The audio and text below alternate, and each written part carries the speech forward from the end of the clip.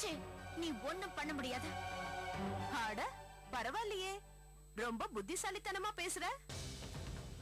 மதன், நான் அப்பவே உங்ககிட்ட சொன்னேன், நீங்க தான் நம்பல. இப்ப பாத்தீங்களா, மேடம் சட்டம் பேசுறாங்க. கடமைக்காக கட்டின புருஷனையே சுட்டவங்களாச்சே, அந்த நேர்மை எல்லா விஷயத்திலயும் இருக்குன்னு நான் நினைச்சிட்டேன். அது தப்புன்னு இப்பதான் புரியுது. தங்கச்சின்னு வந்த உடனே காப்பாத்த பாக்குறாங்க. அதனால்தான் இந்த போட்டோவை பழைய போட்டோன்னு சொல்லி நம்மள மடக்க பாக்குறாங்க. மிஸ்டர் மதன், நீங்க ஓவரா பேசுறீங்க. என் நேர்மையை பத்தி என்னோட சுப்பீரியர்ஸ்க்கு தெரியும். உங்களுக்கு ப்ரூவ் பண்ண வேண்டிய அவசியம் எனக்கு இல்ல. என்னோட சிஸ்டர் ராஜாவை மீட் பண்ணி பேசுறதா சொன்னீங்களே, அந்த பொய்யை நான் நம்பல. என் தங்கச்சியை பத்தி எனக்கு ரொம்ப நல்லா தெரியும். பாவம் உமா, நீ உன் தங்கச்சிய ரொம்ப நம்புற. ஒண்ணு பண்ண, 2 நாள் முன்னால ராஜாவை தனியா சந்திச்சாளா இல்லையான்னு உன் தங்கச்சி கிட்ட போய் கேட்டு பாரு. அப்ப தெரிஞ்சிடும்ல உண்மை என்னன்னு. இப்பவே ஒண்ணு கேட்கணும்னு அவசியம் இல்ல உமா. பொறுமையா நாங்க கிளம்புனதுக்கு அப்புறம் கூட கேட்டுக்கோ. உண்மை என்னன்னு நீ தெரிஞ்சுக்கிட்டா போதும். எங்க கிட்ட ஒத்துக்கணும்னு அவசியம் இல்ல. இந்த போட்டோவை மட்டும் வச்சுக்கிட்டு ராஜா ரேகா சந்திச்சாங்கன்னு ப்ரூஃப் பண்ண முடியாதுன்னு எனக்கும் தெரியும் மேடம். பட் இந்த போட்டோ மட்டும் இல்ல, இதுக்கு அப்புறம் அவங்க 2 பேரும் சேர்ந்து அனிதா கெஸ்ட் ஹவுஸுக்கு போனதுக்கும் என்கிட்ட ப்ரூஃப் இருக்கு. ஆஃப்கோர்ஸ் அவங்க என்னமோ அங்க காபி சாப்பிட தான் போனாங்க. பட் அந்த ஆதாரத்தை வச்சு கோர்ட்ல எப்படியெல்லாம் ஆர்கியூ பண்ணலான்னு ஒரு போலீஸ் ஆபீசரான உங்களுக்கு நான் சொல்ல தேவையில்லை. அந்த ஆதாரத்தை வச்சு கோர்ட்ல இன்னொரு கேஸ் தனியா போடலாம் தான் மதன் சொன்னாரு. நான் தான் போனா போதுன்னு விட்டுட்டேன். ஏன்னா கேஸ்ன்னு போட்டா பாவம் ராஜாவும் தானே பாதிக்கப்படுவாரு.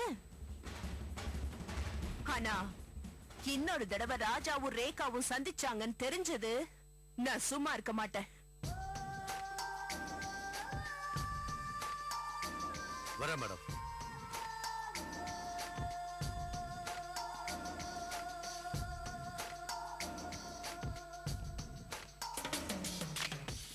ஒரு முக்கியமான விஷயம் சொல்ல மறந்துட்டேன் உமா.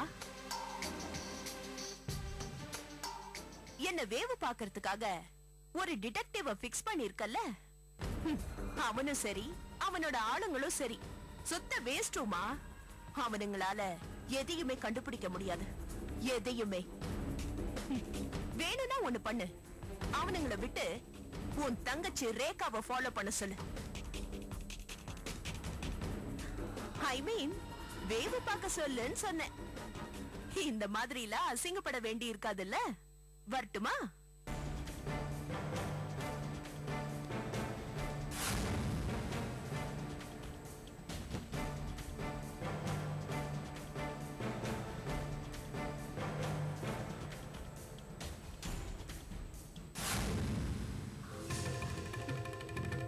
ரேகா,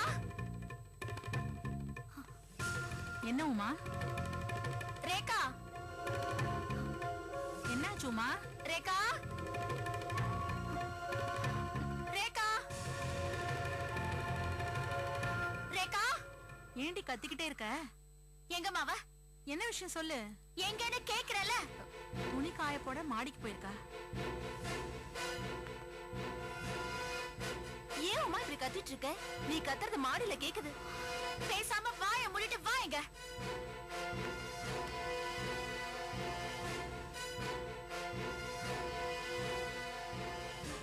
என்னக்கா, என்ன விஷயம்? எனக்கு தெரியாம இந்த வீட்ல எதுவுமே நடக்காதுன்னு இருந்தேன். ஆனா எனக்கு தெரியாம என்னென்னமோ நடந்துட்டு இருக்கு. என்ன நடந்துச்சுன்னு சொன்னாதானே தெரியும். சொல்லாம கோவப்பட்டா எப்படிக்கா? நீ ராஜாவை தனியா மீட் பண்ணியா?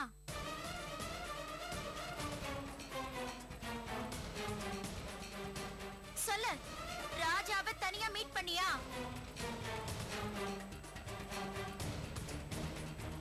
ஏய், சொல்லுடி. அது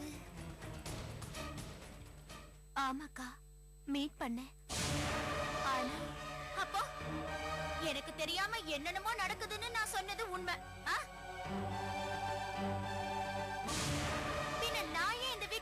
இருக்கணும். நீ உன் இஷ்டத்துக்கு என்ன வேணும்னாலும் யாரையும் கேட்காம செய்வ. அதனால நான் கண்டவங்க கிட்ட அவமானம் பண்ணும். ஏண்டி என்ன பிரச்சனை? யார்கிட்ட நீ அவமானப்பட்ட? அம்மா, நமக்கு தெரியாம இவ ராஜாவை மீட் பண்ணி பேசிருக்கா. அந்த பாஞ்சாலி இது பெரிய இஷ்யூ ஆக்கி ஸ்டேஷன்ல வச்சு என்ன அசிங்கப்படுத்திட்டா. என்னடி இது?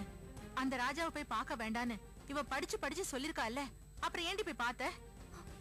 இல்லம்மா, உங்களுக்கு தெரியாம பண்ணணும் மறைக்கணுங்கிறதெல்லாம் ஏன் எண்ணம் இல்ல. அந்த பாஞ்சாலி வீட்டுல போய் ராஜா பிரச்சனை பண்ணாரு இல்ல, அதனால இனிமே அந்த மாதிரி பண்ணாதீங்கன்னு சொல்றதுக்காக தான் நான் அங்க போனேன். மத்தபடி நீங்க நினைக்கிற மாதிரி எதுவும் இல்ல.